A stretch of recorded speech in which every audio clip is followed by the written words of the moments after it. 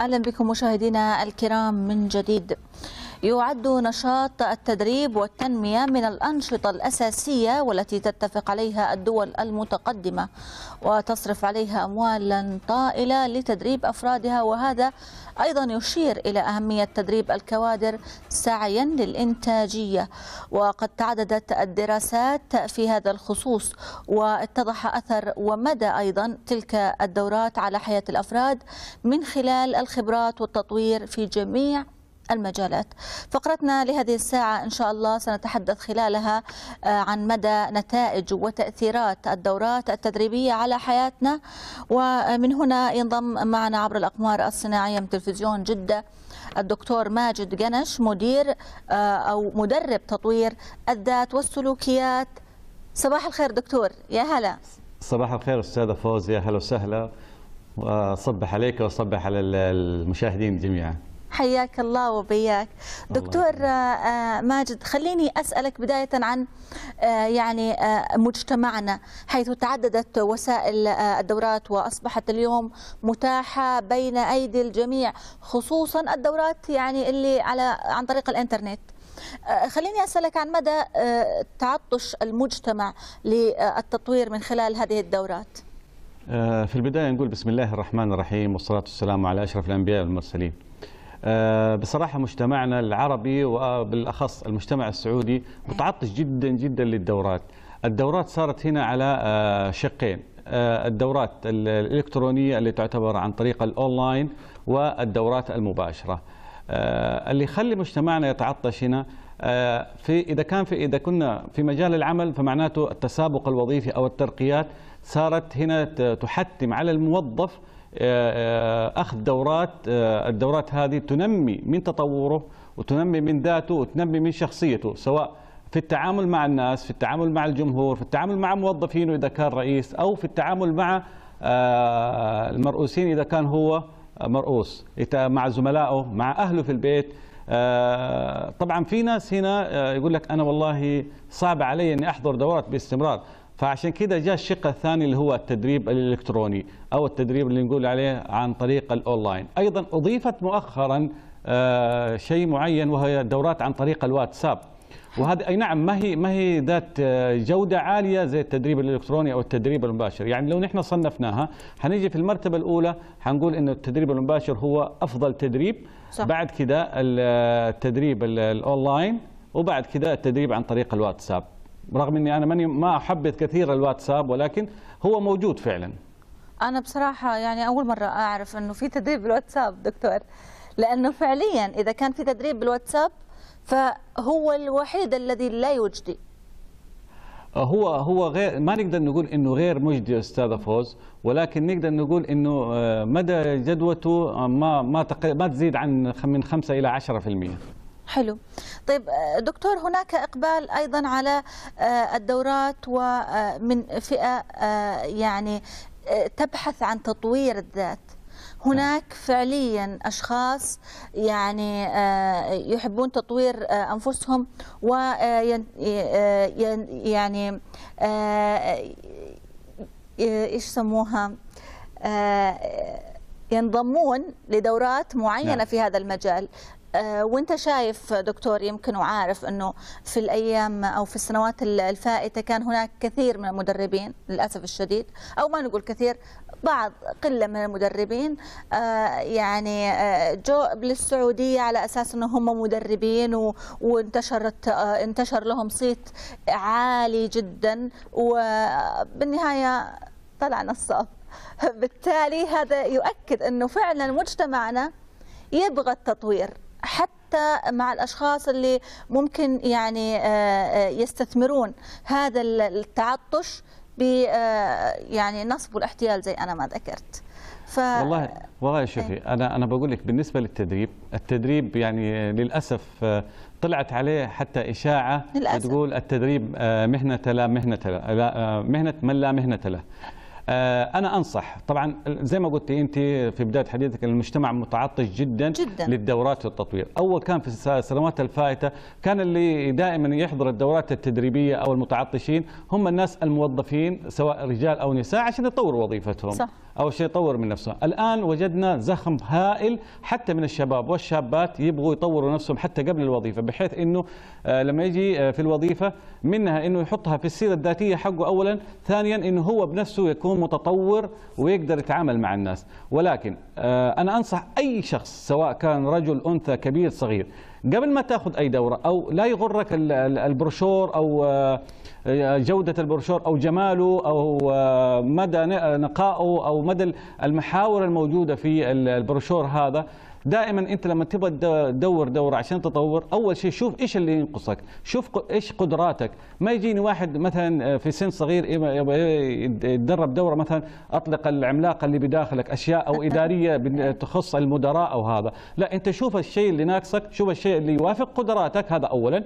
ثانيا المعهد هذا اللي انت شفت البروشور حقه، المفترض انك انت تسال عنه، اما تسال احد الزملاء اللي حضر المعهد هذا وشاف مدى امكانيه المعهد هذا وغير كذا، او انك تبحث في النت. طبعا النت ما خلى شيء ما شاء الله تبارك الله، تقدر تبحث عن النت ومدى قوه هذا المعهد، مدى قوه اعتماداته، سواء كان من المؤسسه العامه للتعليم الفني والتدريب المهني او من وزاره التربيه والتعليم او من وزاره التعليم العالي. عده مراكز او مؤسسات حكوميه تكون قويه شهاده فيها، يكون المعهد هذا معتمد، ومعتمد المعهد هذا من قبل هذه المؤسسات الحكوميه القويه الا بناء على ان المعهد فعلا معهد جيد وممتاز وبيختار مدربينه على أفضل وجه. ثالثا اختيار المدرب. أنا يجيني والله المدرب الفلاني موجود يبغى يدرب أي دورة معينة، طب أنا المدرب هذا أنا ما أعرفه، إذا عندي لابد إني أبى أسأل عنه أحد الزملاء اللي حضر عنده قبل كده، أو إني أدخل مواقع التواصل الاجتماعي اللي هي النت مثلا أو الفيس أو تويتر، أكيد حلاقي اسمه، أكيد حلاقي سيرته الذاتية، أكيد حلاقي الدورات اللي دربها قبل كده، إيش مدى قدراته، إيش آراء الناس عليه. إيش معنى نحن مثلا نبغى نسافر ونحجز فندق أو حاجة نبدأ نبحث في الفنادق في المواقع ونبدأ نشوف رأي النزلاء، آراء النزلاء في الفندق هذا، مدى نظافته ومدى جديته ومدى استقبالهم. أيضا المدرب هذا لابد أن أنا أبحث عن كل شيء عنه، عشان أنا لما أجي أدخل الدورة مع المدرب هذا أكون واثق كل الثقة إني أنا حستفيد منه استفادة كاملة. أي نعم، شوفي أنا مقتنع جدا، يجي يقول لي واحد أنا والله أدخل الدورة لكن ما أستفيد 100%. أنا ما أقول لك حتستفيد 100%، لأنه المدرب يعطيك مجرد سكيلز، مهارات معينة. المهارات هذه أنت لابد إنك أنت تستخدمها، لابد أنك تتعود عليها عشان تبدأ تكون مبدع فيها. أيضا المدرب، أنا أنصح المدرب أو أي مدرب سواء كان رجل أو امرأة، لا تلقي على نفسك اسم مدرب. نحن نشوف دائما في البروشورات المدرب العالمي، صحيح. المدرب مدربين، المدرب مدربين، لا أنصح لا تكتب عن نفسك شيء هو ما هو موجود فيك، صح. أساسا المدرب يعني هذه كوجهة نظر يمكن كثير من الأخوان المدربين يختلفوا معايا فيها، لكن أنا مقتنع فيها جدا اقتناع تام، إنه إذا أنا أبغى أصير مدرب لابد إني أنا أنطلق لمحور معين، لابد إنه في دورات معينة مطلوبة مني تكون هي أساس القاعدة اللي أنا حنطلق من حولها، صحيح. يعني في 4 دورات معينة، هذه أنا أشوف إنه المدرب اللي ما حياخذها للأسف أنا ما أطلق عليه اسم مدرب، ممكن أطلق عليه مدرس، ممكن أطلق عليه ملقن، أطلق عليه أي اسم، ولكن أطلق عليه مدرب لا. أولا الدورة اللي هي إعداد المدربين، ولا حد يجي يقول لي والله إعداد المدربين هذه تيجي في 3 أيام أو 5 أيام. إعداد المدربين هذه المفترض تكون 40 ساعة، وبعد ال40 ساعة هذه لابد يكون فيها اختبار، صح. بعد كده دورة مهارات العرض والإلقاء، أنت كيف تعرض للناس، كيف توقف، كيف تجلس، كيف ترفع نبرة صوتك، كيف تخفضها، متى وقت المشي، متى وقت الوقوف، كيف تحرك يدينك. لا تعتمد كثير على حركة الجسم أو ما نسميه بالبادي لانجوج. أيضا الدورة اللي بعد كده اللي هي مهارات الإنصات، كيف أنت حتكون مدرب إذا أنت ما بتنصت للناس. بعض الناس يجي يقول لك والله أنا صح بكون مدرب وهذا، ولكن إني أنا أخجل أو أرتبك قدام الناس. للأسف هنا خطأ كثير من المدربين يسويه، إنه لما يجي يدرب ينظر لوجيه الناس. اللي يبغى يكون ما هو مرتبك ولا يكون شيء لابد ينظر إلى قمم الناس أو إلى ناصية، صحيح. الناس سواء كانوا رجال أو نساء. الدورة الرابعة والأخيرة نحن قلنا إعداد المدربين، مهارات العرض والإلقاء، مهارات الإنصات، مهارات أيضا التأثير على الآخرين. أنت الآن بتعطي مادة، المادة هذه تبغى تعلمها الناس، المهارات هذه تبغى تعلمها، كيف حتأثر عليهم؟ لابد يكون أسلوبك فيه من الشد، في من الرخي، ما يكون أسلوبك على رتم واحد. أشياء كثيرة لازم تسويها، ولازم أنت تختبر نفسك قبل صحيح. كل دورة تدريبية. حتى لو أنت أساسا مدرب فعلا أكتف ودربت قبل كده، أنا أنصح أنه كل دورة قبل كده قبل ما تبدأ تدربها لابد أنك تأخذ اليوم يومين تبدأ تتدرب عليها مرة أخرى. لابد تستحدث العروض. بعض الناس يجي الدورة حقه يعرضها مرة ومرتين ويبدأ يعرضها كذا مرة، ولكن العرض واحد ما يتغير. بالعكس لابد التجديد في العرض، لابد شد الناس للعرض. ما يجيني واحد يكتب لي والله الدورة كلها يحطها لي على الباوربوينت أو هذا كمجرد كلام. طب أنا إذا حطيت لي الدورة كلها مجرد كلام على العرض، طب أنا كمتدرب إيش أستفيد؟ أنا ممكن أقرأ العرض وانتهينا. صحيح. هو المفترض المدرب الناجح إنه يحط رؤوس أقلام على العرض ويبدأ هو شرحه، يبدأ هو بأسلوبه بطرح القصص، سواء كان من قصص السلف أو من قصص سيدنا الرسول صلى الله عليه وسلم، أو من القصص الحاضرة، أو حتى من الآيات القرآنية، من الأمثال، من الأحاديث النبوية. لابد يدخل في دورته جميع أصناف الدورة، جميع أصناف العبارات والأمور، عشان يبدأ يجذب الناس له، يبدأ يجذب الناس للمادة اللي يدربها. صحيح. طيب يعني أهم صفة دكتور ماجد بالمدرب يعني اللي لابد أنها تتوفر فيه عشان يقدر ياخذ دورات بالتالي يصبح مدرب جدير؟ أنا بشوف أهم صفة صراحة هي صفتين مهمة جدا. أي نعم هي صفات كثيرة، ولكن أشوف أهم صفة هي سعة الصدر. حلو. سعة الصدر هذا في المدرب لابد تكون موجود، لأنك أنت لما تيجي تدرب لابد يكون قدامك الإنسان اللي يبغى يحرجك، الإنسان اللي جاي مثلا جايب عمله مجرد يبغى يقضي الوقت ويبغى يخلص، يبغى يغير روتين العمل، يكون إنسان مستهتر، الإنسان اللي يبغى يتعلم، الإنسان اللي يبغى تلاقيه أسئلته كثير، الإنسان المزعج الأذي في نفس الدورة. ممكن يجيك الإنسان فعلا الإنسان المؤدب المحرج اللي حتى لو سألته سؤال ما يقدر يجاوبك عليه. لازم أنت يكون عندك سعة صدر هؤلاء الناس جميعا. هذه أول صفة أنا أشوفها لازم يتصف فيها المدرب. ثاني صفة لابد يتصف فيها المدرب الليونة. حلو. في التعامل مع الناس. ثالث صفة اللي هي الابتسامة، والرسول صلى الله عليه وسلم يقول تبسمك في وجه أخيك صدقة. صح. فما بالك في تمسك، لأنه هذول عملاء بالنسبة لك. العملاء هذه لازم أنت تبدي جميع محاسنك لهم، ولا مانع أنك أنت حتى تروي قصص عن حياتك الشخصية معهم، ولكن حذاري أن تروي قصص عميقة عشان لا يملوا الناس. لابد أساسا أنت لما تشوف الناس بدأت تمل من المادة لابد تغير الموجة، في تلقي قصة ظريفة مثلا، تقول نكتة ظريفة بحيث انك انت تغير المود عشان الناس ما تمل، لا يكون مودك على رتم واحد. صحيح. لابد انك تغير المود، بس بشرط انك انت تكون عندك الاستطاعة وعندك القدرة الكافية انك انت ترجع الناس هذولا الى هذه المادة اللي انت جاي تلقيها. نعم. طيب دكتور، يعني هل هناك فرق ما بين تدريب فئات معينة؟ يعني أنت كمدرب لما تدرب فئة معينة بسن المراهقة مثلا يختلف لما تدرب شباب كبار؟ طبعا هذا شيء أكيد. لابد أنك أنت تيقن مين هم الناس اللي أمامك. حلو. هل هم موظفين كبار مثلا قادة أو مدراء؟ لابد تعرف هل هم موظفين عاديين جدا بتلقيهم الدورة؟ لابد كمان تعرف خاصة في الأطفال أو المراهقين. يعني أنا بدي دورة اسمها رحلة في أعماق مراهق، الدورة هذه خاصة بالمراهقين. حلو. لابد يكون كلامك سلس ومفهوم لهم. لابد أنك أنت تعرف مستوى إدراك كل متدرب عندك عشان أنت تختار الكلمات وتختار العبارات اللي أنت حتلقيها. أيضا لما تيجي تعطي دورة تكون نسائية أو مختلطة نساء ورجال، لابد أنك أنت توفق بين هذا وبين هذا. حلو. العبارات المفردات اللي أنت بتقولها لابد تلامس فكر الناس وتلامس مستوى ثقافتهم وتلامس حتى أعمارهم السنية. جميل. طيب خليني أسألك دكتور عن الإنسان اللي يعني يتجه للتدريب، كيف يقسم حياته برأيك ويترك جزء لنفسه لتطوير التعليم وجزء أيضا لحياته بشكل عام؟ والله شوفي، أنا أرجع وأقول التنظيم في الحياة الشخصية هو أساس النجاح. حلو. إذا أنت نظمت حياتك سواء كان في حياتك الأسرية، حياتك العملية، حتى حياتك مع زملائك، حتى حياتك الشخصية لنفسك، لابد انك انت تنظمها التنظيم المناسب اللي يوافق قدراتك انت. نرجع للقدرات، انت ايش يوافق قدراتك. ايضا المدرب هنا لابد ياخذ قسط من القراءة عشان يبدا يتعلم اشياء جديده، مو نفس الماده اللي حتعطيها في كل مره حتعطيها. لابد انك انت تكسب قصص معينه في هذا، تكسب مثلا لو ممكن تدخل مقاطع فيديو في هذا الصدد اللي انت جالس بتدرب فيه. تنظيم الوقت جدا مهم لكل شخص، مو هو للمدرب فقط، ولكن المدرب يكون تنظيمه اكثر اهميه، لانه يبدا هنا لو انشغل بحكايه التدريب وفقد او اهمل الناحيه العائليه او الناحيه العمليه عنده، او حتى الناحيه الشخصيه.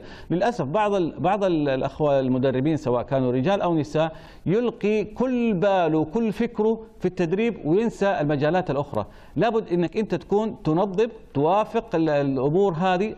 ان لبدنك عليك حق، لاهلك عليك حق، لزملائك عليك حق، لزوجتك واولادك عليك حق، حتى لنفسك انت عليك لها حق عليك. صحيح. طيب دكتور، يعني بحكم أنك أنت مدرب وتقوم بتقديم الدورات التفاعلية أيضا للشباب، هل تترك هذه الدورات يعني أثر للأفضل لتقويم الشاب؟ والله الملاحظة الآن أنه كثير من الدورات أعطت للشباب خاصة ثقافة عالية. أصبحوا الشباب زي ما أقول في زخم هائل، يحبوا يحضروا الدورات. طبعا في بعض الدورات تصعب على الشباب عشان من الناحية المادية، ولكن هنا في نصيحة أيضا للمدربين، حاول تخفض. ما أقول لك المكسب المادي أوكي ضروري لك وضروري للمعهد، ولكن حاول تخفض قيمة الدورات بحيث أنك أنت لا تأخذ الدورات أو التدريب هذا من على محمل المادي فقط، أنت خذه على محمل حتى التعليمي، حتى الثقافي، حتى الخيري، لأنه أنت بتكسب أجر، لأنه الله عز وجل حيسألك يوم القيامة عن العلم هذا اللي تعلمته فين وجهته. بعض المدربين يكون عنده المصدر المالي هو الأهم، وهذا طبعا أكبر غلط، لأنه صحيح. إذا وصل لهذه المرحلة معناته أنه حيفقد كل سمات المدرب الناجح، حيفقد كل سمات حتى المسلم الناجح في إعطاء العلم اللي تعلمه هذا. الآن زخم كبير من الشباب والشابات بدأوا يدوروا على الدورات كثير بشكل ما شاء الله تبارك الله، يعني ملفت للأنظار. الدورات بتلاقي أحيانا يعني نعقد دورات يكون العدد مثلا 25، إذا كانت دورة عادية ما هي دورة جماهيرية طبعا، يكون العدد 25، نجد أنه التسجيل وصل ما شاء الله إلى 50 و75. هذا دلالة أنه كل الناس تبغى تتطور، وكل الناس تبغى تجد الفرصة المناسبة لها. صحيح. عشان كده قلت لك في البداية أنه وجدوا أنه بعض الناس أنه يكون من دول أخرى أو حتى من خارج المدينة اللي يكون فيها المدرب، فيضطر هنا المدرب إلى إلقاء الدورات عن طريق الأونلاين. وطبعا فتحت أكاديميات كثيرة عن طريق الأونلاين وأثبتت فعلا نجاحها، ولكن ليست نفس النجاح في الدورات المباشرة. جميل. طيب يعني المدربين يعني أنت تعرف دكتور أنه أصبحوا كثر. نعم. الدورات أصبح بعضها تقدم بطريقة أو ماديا بشكل رمزي، بعض طبعا. نعم. بعضهم يجعلها مجانية مثلا عبر الإنترنت. نعم. ولكن لا يوجد هناك رقابة. يعني غالبية الدورات أنا أعتبرها كالمخيمات الصيفية، يعني من نعم. يريد أن يبث مثلا فكر معين يستخدم مسمى دورة.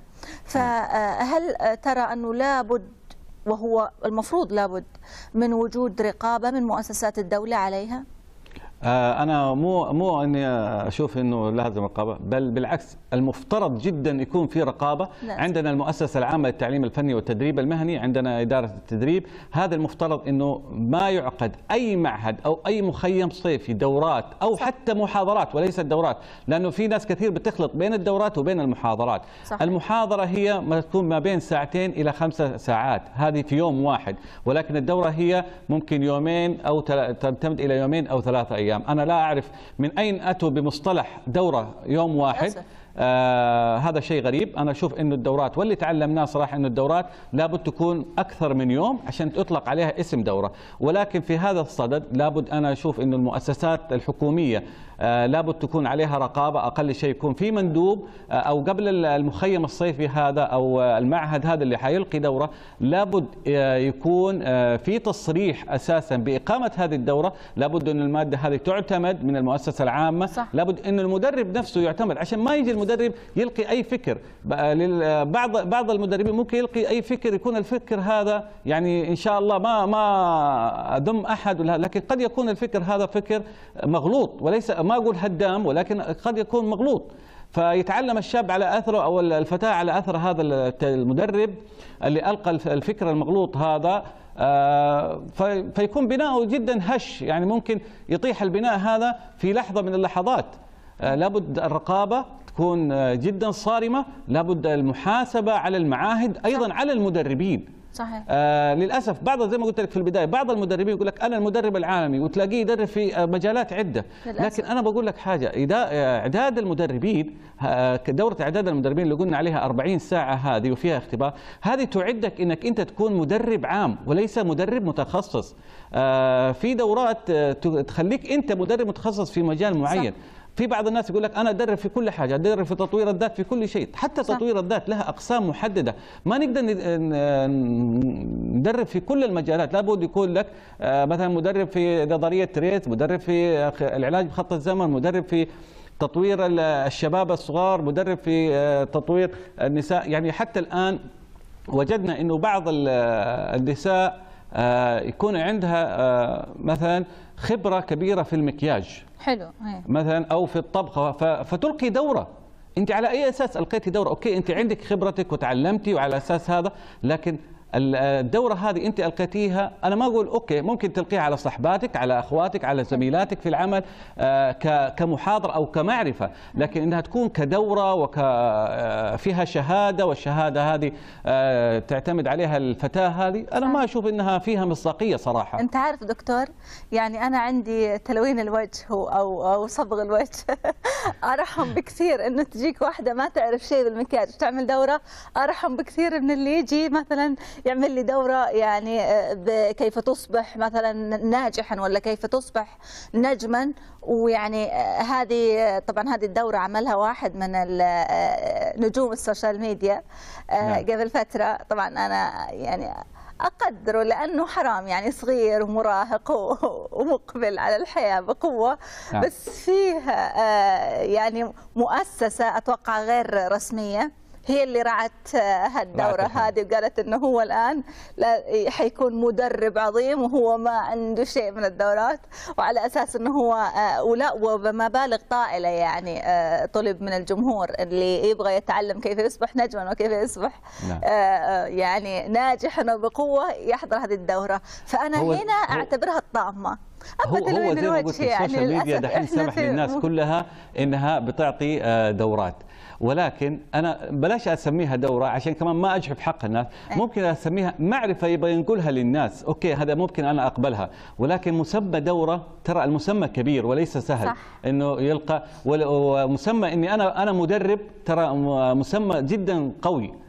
يعني بصراحة ألقينا دورات كثيرة، أول ما سألوا إيش سيرتك الذاتية؟ أنت صح. دربت فين؟ يعني حتى بعض المعاهد لما نتعاقد معها تسأل أنت دربت فين أساسا وإيش سيرتك الذاتية، وقبل ما يتعاقدوا معاك يعني بلاش أذكر أسماء معاهد معينة صراحة سوت معايا الاختبار هذا، طلبت مني السيرة الذاتية، طلبت مني أسماء المعاهد اللي دربت فيها، طلبت مني حتى عدد المتدربين اللي أنا دربتهم، على هذا الأساس بنت وتعاقدت معايا. بس صحيح. في شيء يمكن ما بخليه يغيب عن بالي أو بال المشاهدين الكرام، بعض المدربين يكونوا في شركات، مثلا يعني نقول مثلا شركة أرامكو أو شركة الكهرباء أو الشركات الكبرى هذه، فيها مدربين أساسا تبلوروا ودرسوا في الشركة هذه وصاروا مدربين وفعلا كانوا أكفاء جدا، ولكن الدورات هذه خاصة لموظفي الشركة، هذه هنا لا يطلب فيها الرقابة من المؤسسة العامة والتعليم الفني والتدريب المهني، ولكن يطلب منها الرقابة من إدارة التدريب اللي في الشركة المعنية. نعم. إذا الدكتور ماجد جنش، وأنت مدرب تطوير الذات والسلوكيات، يعني أنا جدا سعيدة بهذا اللقاء، استمتعت جدا وأيضا استفدنا جدا، وإن شاء الله يا ربي بعد هذا اللقاء يكون فيه رقابة أكثر على المؤسسات التدريبية وأيضا على المدربين، وإن شاء الله أيضا يكون هناك وعي أكثر بالمجتمع لاختيار المدرب المناسب. وشكرا لك دكتور والله ماجد. أنا أتمنى جدا من الجهات الحكومية والرقابية أنه يكون في رقابة جدا عشان تتمحص المادة التدريبية اللي حتلقى، وأيضا يتمحص المدرب هذا اللي حيلقي الدورة. الله يسعدك. وأشكرك أستاذة فوز، وأشكر المشاهدين الكرام على سعة صدرهم. وأنا بدوري أشكرك دكتور ماجد جنش، شكرا لك. العفو. إذا مشاهدي الكرام، فاصل قصير ومن ثم نعود لإكمال باقي الفقرات. كونوا